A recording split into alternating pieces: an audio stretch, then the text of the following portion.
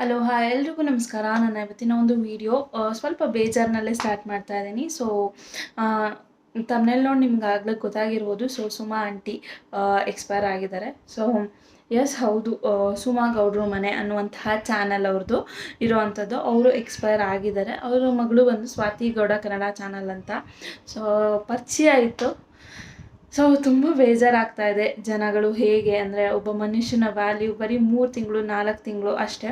So cancer ಏನೋ ಇತ್ತು, just 3 months back ಅಷ್ಟೇ ಬಂದಿದ್ದು, 3-4 ಮಂತ್ಸ್ ಬಿಫೋರು.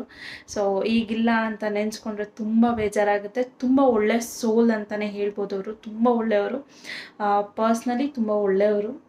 ಬೇಜಾರಾಗ್ತಾ ಇದೆ. ಸೊ ಅವ್ರ ಆತ್ಮಕ್ಕೆ ಶಾಂತಿ ಸಿಗಲಿ ಅಂತ ನಾನು ಕೇಳ್ಕೊತೀನಿ. ನೀವೆಲ್ಲರೂ ಕೂಡ ಕೇಳ್ಕೊಳ್ಳಿ. ಸೊ ಅವ್ರದ್ದು ಕೂಡ ಒಂದು ಕುಕ್ಕಿಂಗ್ ಚಾನಲ್ ಕೂಡ ಇದೆ. ತುಂಬ ಚೆನ್ನಾಗಿ ಅಡುಗೆ ಮಾಡೋದೆಲ್ಲ ಹೇಳ್ಕೊಡ್ತಾಯಿದ್ರು. ತುಂಬ ಇನ್ನೋಸೆಂಟ್ ಆಂಟಿ. ಸ್ವಲ್ಪ ಅವರು ಕೂಡ ಸ್ವಲ್ಪ ಮಾತಾಡಿಸ್ತಾಯಿದ್ರು. ತುಂಬ ಪರಿಚಯ ಕೂಡ ಇದ್ದರು. ತುಂಬ ಮಿಸ್ ಮಾಡ್ಕೊತಾ ಇದ್ದೀವಿ ಇವಾಗ. ಸೊ ಗುಡ್ ಸೋಲ್ಸ್, ಒಳ್ಳೆಯವ್ರಿಗೆ ಟೈಮ್ ಇಲ್ಲ ಇವಾಗ, ಕಾಲ ಇಲ್ಲ ಅನ್ನೋದು ಇದಕ್ಕೆ ಅನಿಸುತ್ತೆ. ಸೊ ಹೇಗಾದರೂ ಆಗಲಿ ರೆಸ್ಟ್ ಇನ್ ಪೀಸ್ ಅಂತ ಹೇಳ್ತಾ, ನೀವು ಕೂಡ ಅವ್ರ ಆತ್ಮಕ್ಕೆ ಶಾಂತಿ ಸಿಗಲಿ ಅಂತ ಕೇಳ್ತಾ, ಸೊ ಥ್ಯಾಂಕ್ ಯು.